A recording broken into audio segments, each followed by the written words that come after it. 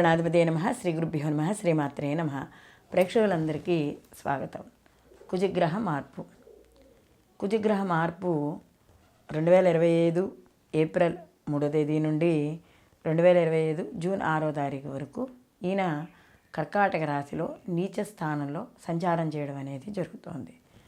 ఈ కుజుడు నీచ స్థానంలో సంచారం చేయడం ద్వారా అసలు ద్వాదశ రాశుల వారికి కూడా శుభ ఫలితాలు ఏ విధంగా ఉంటాయి, వీళ్ళు ఎటువంటి పరిహారాలు చేసుకోవాలి లేదా ఎటువంటి విషయాల్లో జాగ్రత్తలు తీసుకోవాలి ఈ 65 రోజుల పాటు కూడా అనే విషయాన్ని మనం పూర్తిగా తెలుసుకుందాం. కాబట్టి ఈ కుజగ్రహ మార్పు అనేది సహజంగా కుజుడు మనకి చూసుకున్నప్పుడు కొద్దిగా ఆవేశానికి, ఉద్రేకానికి ఇలాంటికి సంబంధించిన వ్యక్తి. సో ఇలాంటి ఈ కుజుడు ఆవేశపూరితమైన గ్రహం కాబట్టి కొద్దిగా కుజుడు యొక్క ప్రభావం కానీ రాశి మీద వ్యతిరేకంగా ఉంటే కొంత వ్యతిరేక ఫలితాలు, కాస్త అనుకూలంగా ఉంటే శుభ ఫలితాలు పొందడం అనేది ఉంటుంది. కాబట్టి ఈ యొక్క కుజగ్రహ మార్పు వల్ల అంటే గత కొంతకాలంగా ఈయన స్తంభించాడు, ముందుకు వెళ్ళాడు, మళ్ళీ వ్యతిరేక దిశలో వెళ్ళాడు, మళ్ళీ రుజుమార్గానికి వచ్చి ఇప్పుడు నీచ స్థానంలో కర్కాటక రాశిలోకి ఈయన మార్పు అనేది జరగబోతోంది. కాబట్టి దీనివల్ల ఎటువంటి ఫలితాలు ఉండబోతున్నాయి, ఎటువంటి పరిహారాలు చేసుకోవాలి అనే విషయాన్ని మనం తెలుసుకుందాం. కాబట్టి వీడియోని చివరి వరకు చూడండి. కన్యారాశి వారికి ఈ యొక్క కుజుడు లాభస్థానంలో ఈయన నీచు పొందడం అనేది జరుగుతుంది. ఎప్పుడైతే లాభస్థానంలో నీచు పొందుతున్నాడో ఈయన అందులో ఏమయ్యాడు, తృతీయాధిపతి అయ్యాడు, వీళ్ళకి అష్టమాధిపతి అయ్యాడు. అంటే తృతీయ అష్టమాధిపతి అయిన కుజుడు వీళ్ళకి లాభస్థానంలో నీచు పొందడం అనేది జరుగుతుంది. సహజంగా లాభస్థానంలో ఉన్న గ్రహం, పాపగ్రహం శుభ ఫలితాలను ఇస్తుంది.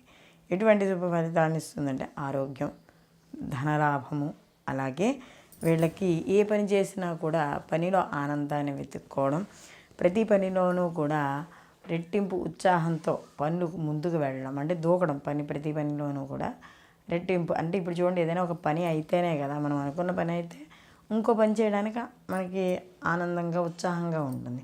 సో అలా ఉండడం, అలాగే బంధువుల్ని, మిత్రుల్ని కలుసుకోవడం, ఇలాంటి సౌఖ్యాలు ఏర్పడడం, ఇలాంటివన్నీ కూడా శుభ ఫలితాలు లాభస్థానంలో ఈ యొక్క కుజుని యొక్క ప్రభావం వల్ల తప్పనిసరిగా పొందడం అనేది జరుగుతుంది. అందులో ఈయన ఏమయ్యాడు, మరి ఏ ప్రభావం, తృతీయాధిపతి అష్టమాధిపతి అయ్యాడు. కాబట్టి ఆరోగ్య విషయాల్లో అనుకూలంగా ఉన్నా కూడా మనము సమయానికి భోజనము, అలాగే ఏదైతే మనకి ఆల్రెడీ అనారోగ్య సమస్యలు ఏమైనా ఉంటే వాటికి వ్యతిరేకమైన పదార్థాలు తినకపోవడం, ఇలాంటివి చేసుకోవడం ద్వారా ఆరోగ్యం బాగుండడం అనేది జరుగుతుంది. అలాగే కమ్యూనికేషన్, అంటే తృతీయాధిపతి కూడా అయ్యాడు కాబట్టి వీళ్ళ అన్నదమ్ములతోనూ, అలాగే ఎవరైనా కమ్యూనికేషన్ రంగాల్లో పనిచేసే వాళ్ళు ఎవరైనా ఉంటే, ఉద్యోగస్తులు ఉంటే వాళ్ళు కాస్త జాగ్రత్తలు అనేవి తీసుకుని ఆచితూచి మాట్లాడడం ద్వారా కొంత వ్యతిరేక ఫలితాలు తగ్గుతాయి. అయితే లాభస్థానంలో ఉన్న ఇక్కడ కుజుడు శుభ ఫలితాలనే ఇవ్వడం అనేది జరుగుతుంది. ఎందుకంటే ఎక్కువగా ఎలా ఉంటుంది అంటే ఇక్కడ లాభస్థానంలో ఉంటాడు కాబట్టి ఎక్కువగా నూతన వస్త్రాలు కొనుగోలు చేయడం, అలాగే మనకి వంశాభివృద్ధి, సంతానం లేని వాళ్ళకి సంతానం, ఏవైతే కార్యక్రమాలు ప్రయత్నిస్తున్నారో కార్యక్రమాల్లో అంటే విజయం సాధించడం, ధనలాభం, ముఖ్యంగా ధనలాభం పొందడం, ఇవన్నీ అవుతాయి. అయితే ఇన్ని మంచి ఫలితాలు కలుగుతున్నాయి. ప్రతి పనిలోనూ కూడా మనకి ముందంజుగా వెళ్ళడం, ధైర్యము, సాహసాలతో ప్రతి పనిని, ఎందుకంటే కుజుడు ధైర్య సాహసాలకి ప్రతి పనిలోనూ కూడా దూసుకుని వెళ్ళిపోతూ ఉంటాడు కదా. అలాంటి కుజుడు లాభస్థానంలో ఉండడం వల్ల ఏమవుతుంది, ఏ పని ఏ టైంకి చేయాలి, వీళ్ళని అడగాల, వీళ్ళతో మాట్లాడేద్దాం, ఈ పనికి వెళ్దామా, ఈ టైంకి వెళ్ళిపోదాం, ఆ పని చేసేద్దాం, ఇలా ప్రతిదాన్ని కూడా చాలా వేగంగా పని పూర్తి చేసుకోవడానికి చూడడం అనేది జరుగుతుంది. అలాంటి కుజుడు నీచబడి ఉన్నాడు కాబట్టి ఏమవుతుంది అంటే కొద్దిగా ఫలితాలలో కొద్దిగా స్వల్పంగా తక్కువగా ఉండడం అనేది జరుగుతుంది. నీచబడ్డాడు కాబట్టి, అందులో లాభస్థానంలో నీచబడ్డాడు కాబట్టి కొద్దిగా లాభాలు అంటే వచ్చే మనకి ఫలితాలలో కొద్దిగా తక్కువగా ఉంటాయే తప్ప పూర్తిగా వ్యతిరేక ఫలితాలు ఏమీ ఉండవు. కాబట్టి ఈ కన్యారాశి వాళ్ళకి కుజుడు లాభస్థానంలో ఉండడం వల్ల శుభ ఫలితాలనే ఇవ్వడం అనేది జరుగుతుంది. అంటే సహజంగా ఉండే ఫలితాలు తగ్గిపోవు.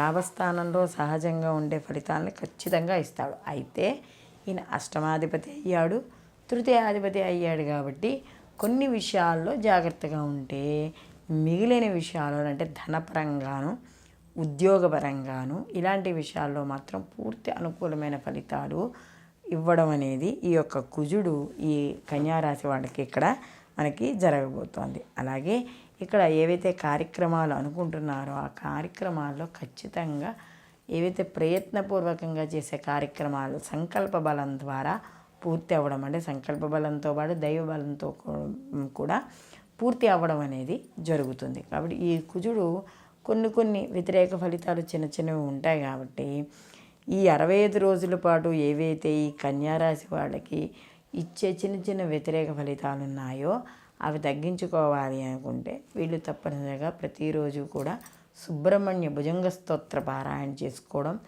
ఎర్రటి పూలతో సుబ్రహ్మణ్య ఆరాధన చేసుకోవడం, లేదా హనుమాన్ దండకం, మనకి ఆంజనేయ దండకం ఉంటుంది, ఆంజనేయ దండకాన్ని చదువుకోవడం, ప్రతిరోజు ఏదైనా ముఖ్యమైన పని మీద వెళ్ళేటప్పుడు, ఎందుకంటే వీళ్ళకి లాభస్థానం మరి కుజుడు ఉన్నాడు కదా, నిజపడి ఉన్నా కూడా కుజుడు ఉన్నాడు కాబట్టి అయ్యే పనులు కొన్ని అవుతూ ఉంటాయి.